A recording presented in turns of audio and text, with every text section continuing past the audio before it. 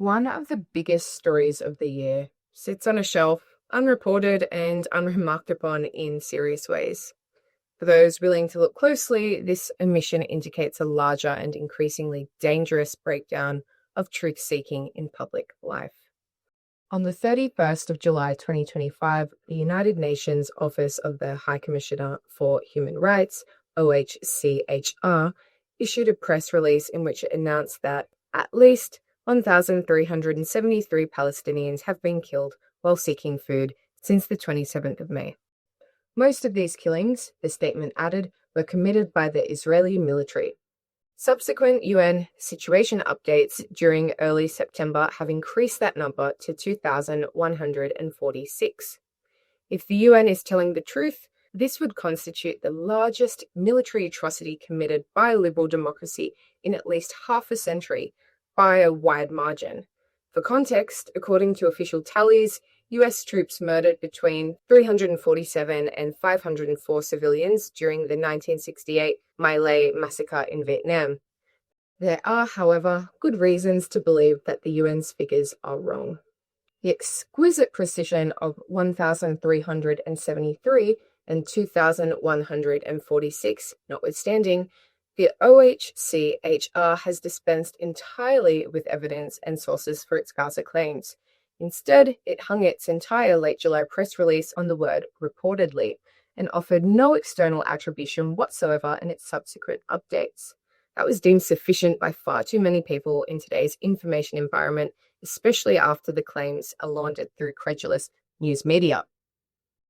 Not only clickbait sites and wire services, but also legacy media such as the BBC and the New York Times promoted the UN's precise numbers this summer. Other news sources hedged with more than 1,000 killed, while influencers on social media simply printed the bumper stickers. This is the kind of information, and these are the supposedly reliable sources from which AI chatbots collect their internet scrapings when they are asked how many Gazans have been killed by Israel trying to get to food aid sites since May. Try it yourself. Missing from any of these information sources, however, are photographs or videos of the killings, documentary records of any kind, or any independent confirmation of the UN's claims besides a handful of unverified first-person anecdotes. In a typical example, USA Today and its local news affiliates linked a gallery of 22 photographs to a 4th of August wire story about aid site killings in Gaza, not one of which includes a dead person, let alone evidence of a larger atrocity. The slideshow makes clear that cameras do exist in Gaza, but we are invited to believe that not a single phone or other image recording device documented even one of the 1,400 killings that by then had allegedly taken place at crowded food delivery locations and access routes over the course of more than 2 months. In late July, a self-described eyewitness finally emerged, a former US Army Green Beret named Anthony Aguilar, who had been dismissed as a security contractor for the Gaza Humanitarian Foundation. News organizations, including the BBC and PBS, websites, and numerous podcasts, carried interviews with Aguilar in which he was described as a whistleblower and permitted to allege barbaric tactics and war crimes on the part of the US security contractors and the Israel Defense Forces, IDF. Nobody seemed to mind that the accompanying footage from Aguilar's body camera showed not a single killing.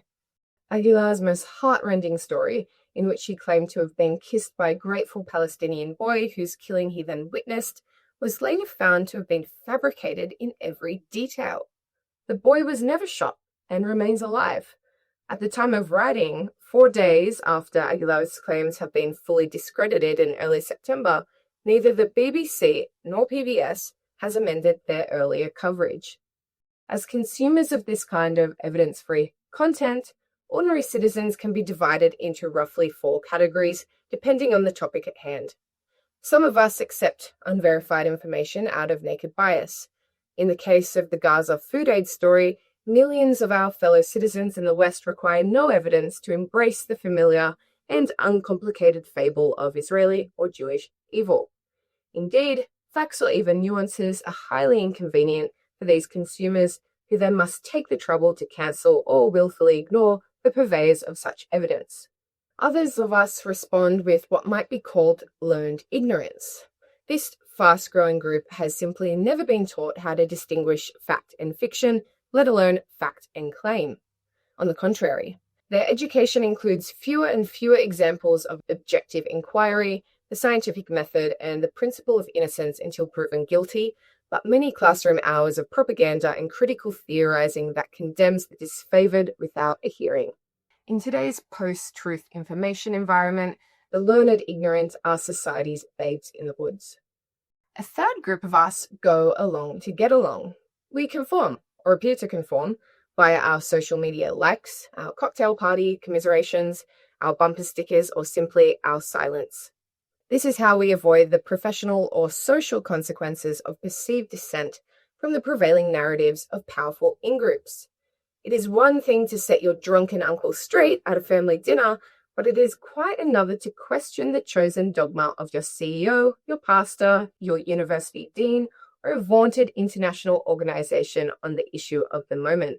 The final group of us is simply exhausted and fully expects the discussion to move on regardless of what we do. Where Gaza is concerned, defenders of Israel instinctively discount the atrocity claims, while many other observers are broadly numb to narrative-driven stories designed to outrage one tribe or the other without evidence on almost every issue of the day.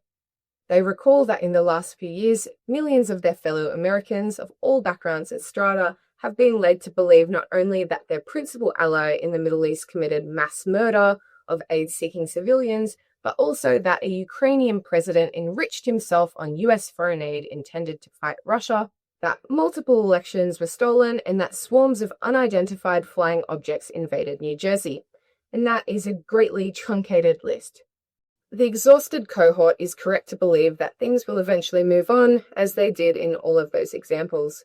Regarding the supposed food site killings in Gaza, Israel's government appears to have adopted this stance as well. It has offered little beyond curt details. Some vastly smaller number of innocent Gazans may in fact have been injured or killed in the early summer chaos around aid delivery, but nuance has few purveyors or consumers right now, which removes the incentive for transparency even among the unjustly accused. Why prolong the indignities? Already, the OHCHR's drumbeat on aid site killings has grown fainter in recent weeks. In August, the larger Gaza narrative moved briefly onto allegations of generalized famine, and then to a hastily organized resolution by the misleadingly named International Association of Genocide Scholars, accusing Israel of that same crime. The implications of our rotating, reality-optional information bazaar for policy and decision-making in international security needs urgent attention. In a recent scenario-based analysis, Quillette author Geipel lists 3 kinds of challenge of ascending severity affecting our information space. 1. Competing realities, in which bespoke worldviews clash along tribal political lines. 2. Catastrophic disconnect, in which even top-level decision-making is detached from verified reality. 3. Virtual retreat, in which more and more people self-segregate into curated online worlds where kinetic reality seems hardly to matter. Competing realities describes our existing digital environment as news organizations of all types provide tribal fan service and pervasive algorithms feed us more of what we already believe. Catastrophic disconnect is in rehearsal as artificial intelligence, AI, tools spoon-feed unverified online consensus to students, experts, and decision-makers alike, hobbling their discernment and truth-seeking skills to dangerous effect. Professional intelligence services and other truth-seeking gatekeepers were seen as a protective barrier until recently, but who now observes current Western governments regardless of party and concludes that their leaders have a firm grip on objective reality? Virtual retreat may be just a matter of time as the underlying technologies, including immersive social media, AI companionship, gaming, and ubiquitous hoods and visors, increasingly allow us to live in places much nicer than the world's frightening or humdrum reality. In a virtual universe, one can just as easily live on Mars and pledge allegiance to mythical sand creatures as live in the United States and pledge allegiance to a creaking constitutional republic.